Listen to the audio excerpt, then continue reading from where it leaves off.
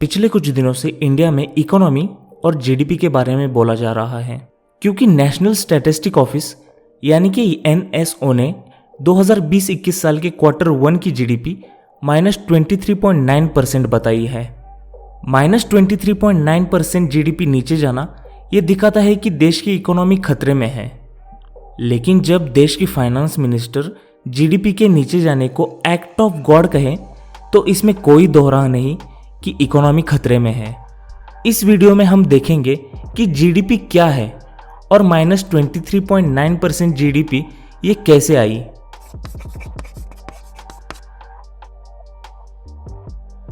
शुरू करने से पहले हमारे चैनल को सब्सक्राइब करना ना भूलिए। सबसे पहले हमें समझना पड़ेगा कि जीडीपी है क्या। जीडीपी का मतलब है ग्रॉस डोमेस्टिक प्रोडक्ट और इसका हिंदी में अनुवाद होता है सकल घरेलू उत्पाद। और अगर इसकी व्याख्या की जाए तो व्याख्या है किसी भी देश के सीमा में एक निर्धारित समय के भीतर तैयार सभी वस्तु और सेवाओं के कुल मौद्रिक या बाजार मूल्य को सकल घरेलू उत्पाद कहते हैं। इस डेफिनेशन से हमें बहुत कुछ समझ में नहीं आता, इसलिए हम इसे एक उदाहरण से समझते हैं। मान लो कि एक गांव है और उस गांव में सिर्फ 6 ही लोग रहते हैं। एक खेती करता है, एक की बड़ी कंपनियां हैं, एक उसी कंपनी में मजदूर हैं, एक का गांव में होटल है, एक आदमी बेरोजगार है और एक आदमी है जो इनको मैनेज करता है। तो इस गांव में सिर्फ एक को छोड़ के बाकी सभी लोग अपना अपना काम करके वस्तु या सेवा का उत्पादन करते हैं। किसान अपना गेहूं उगाकर बाजार में ले जाता है तो उसे कुछ कीमत मिलती है। इंडस्ट्रियलिस्ट उस किसान से गेहूं लेता है और उसे प्रोसेस करके अलग प्रोडक्ट बनाता है और प्रोसेसिंग का काम मजदूर करता है तो उसे कंपनी का मालिक पैसा देता है। बाद में मजदूर, किसान और कंपनी का मालिक चाय पीने होटल में जाते हैं तो होटल का मालिक अपनी चाय की कीमत तय करके उनसे उतने पैसे लेता है। बेरोजगार आदमी के पास काम नहीं है तो ज्यादा पैसे भी नहीं है, लेकिन फिर भी कभी कभी वो चाय पीने जाता है। और जो मैनेजर है वो सभी के काम के ऊपर ध्यान रखता है। मैनेजर का एक और भी काम है, वो कंपनी के मालिक से, मजदूर से और होटल के मालिक से टैक्स भी वसूलता है, क्योंकि टैक्स के पैसे का इस्तेमाल करके वो आगे जाकर गांव में बिजली और रास्ते ला सके। उसी के साथ वो ये भी कोशिश करता है कि बेरोजगार आदमी को रोजगार भी मिले। तो अगर गांव में देखा जाए तो बेरोजगार को छोड़कर हर कोई वस्तु या सेवा का निर्माण करता है। अगर हमने उस गांव में 1 साल के अंदर तैयार हुए वस्तु और सेवाओं को निर्धारित मूल्य दिया तो उसी मूल्य को मिलाकर जो भी एक मूल्य आएगा उसे हम उस गांव की 1 साल की जीडीपी कहेंगे। तो आप शायद ये कह सकते हैं कि जीडीपी को समझना इतना आसान है क्या? तो हम कहेंगे हाँ। दरअसल जीडीपी तो एक रिजल्ट है जो दिखाता है कि आपने निर्धारित समय में कितना काम किया है। जैसे कि हमने देखा वैसे ही गांव के जीडीपी की तरह देश की जीडीपी निकाली जाती है, लेकिन देश के जीडीपी में बहुत सारे वस्तु और सेवाओं का समावेश होता है। लेकिन इसी वस्तु और सेवाओं को सेक्टर के हिसाब से कैटेगराइज किया जाता है, जैसे कि construction, manufacturing, mining, trade, hotels and other services. अब आते हैं -23.9 इस नंबर पर। तो ये है क्या? आमतौर पर जीडीपी ग्रोथ के 4 इंजिन्स माने जाते हैं। पहला है प्राइवेट कंजम्पशन। प्राइवेट कंजम्पशन मतलब देश के लोग वस्तु और सेवाओं का उपभोग लेते हैं उसका परसेंटेज। दूसरा है demand generated by private sector businesses, मतलब अगर कोई बिजनेस को बड़ी इन्वेस्टमेंट मिल जाए और उसकी वजह से जो सर्विस की डिमांड बढ़ेगी उसका हिस्सा। तीसरा demand generated by government.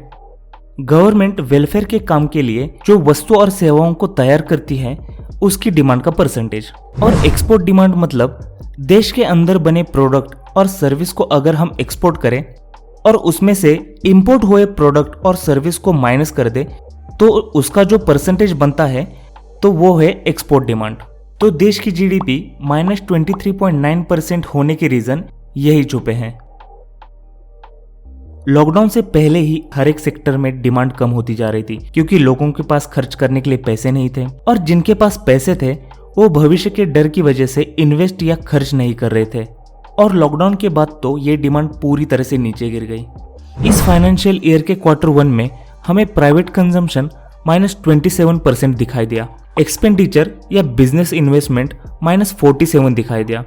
Government expenditure तो बढ़े, लेकिन 16% जो बाकी के तुलना में बहुत ही कम है।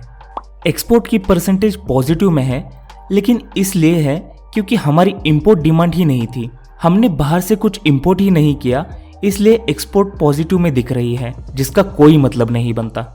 तो आखिर में अगर इसकी टोटल की जाए तो ये -23.9% हो जाती है पिछले साल के Q1 के मुकाबले। इसके बाद हम सेक्टर वाइज जो गिरावट हुई है उसे देख लेते हैं। मैन्युफैक्चरिंग सेक्टर -39.3% पर आया है। कंस्ट्रक्शन -50.3% पर आया है। ट्रेड, होटल, ट्रांसपोर्ट कम्युनिकेशन -47% पर आया है। सिर्फ एग्रीकल्चर एक ऐसा सेक्टर है जो पॉजिटिव में है और दिखा रहा है 3.4%। ये सभी गिरावट फिलहाल के लिए लॉकडाउन की वजह से दिख रही है, ये हम कह सकते हैं। लेकिन क्या लॉकडाउन के पहले चीजें अच्छी चल रही थी? तो इसका जवाब है नहीं। जीडीपी का डाउनफॉल तो 2018 से ही चला आ रहा है। इकोनॉमिस्ट मानते हैं कि नोटबंदी के मुश्किल हालातों से इकोनॉमी जो संभल गई थी वो जीएसटी और सरकार के कुछ अन्य लिए गए डिसीजन की वजह से उसमें गिरावट नजर आ रही है। तो यह कहना तो सरासर गलत होगा कि जीडीपी सिर्फ लॉकडाउन की वजह से गिर गई है। जीडीपी -23.9 होने का मतलब आप सबको शायद ये भी लग सकता है कि देश का पैसा कम हो रहा है। तो ऐसा नहीं है, देश में उतना ही पैसा है, लेकिन शायद उसका मूल्य कम हो सकता है। जीडीपी कम होने का एक और भी नुकसान है। आने वाले दिनों में सरकार का टैक्स कलेक्शन कम होगा और इसका असर वेलफेयर के कामों पर होगा। सरकार आने वाले दिनों में सरकारी नौकरियां कम कर सकती है। अब यह सवाल ये उठता है कि क्या जीडीपी पहले जैसी हो सकती है? तो इसका जवाब है हाँ, लेकिन उसे ज्यादा समय लग सकता है और इस पैंडेमिक की वजह से तो बहुत ही ज्यादा।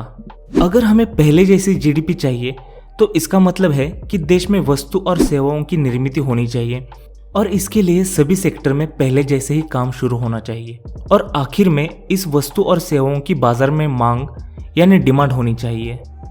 लॉकडाउन की वजह से बहुत सारे लोगों के पास रोजगार नहीं है, तो उनको रोजगार देना होगा कि उनके पास पैसे आए और वो डिमांड जनरेट कर सके। और इसी के साथ सरकार ने जिस 20 लाख करोड़ रुपए की घोषणा की थी उसका ज्यादा से ज्यादा एमएसएमई और बाकी के सेक्टर को फायदा हो और कोशिश करनी होगी कि इसका एनपीए ना हो। इन सब वजह से शायद जीडीपी को बढ़ने में बहुत वक्त लग सकता है। आपको हमारा ये वीडियो कैसा लगा ये हमें कमेंट सेक्शन में जरूर बताइए और चैनल को सब्सक्राइब करना ना भूलिए।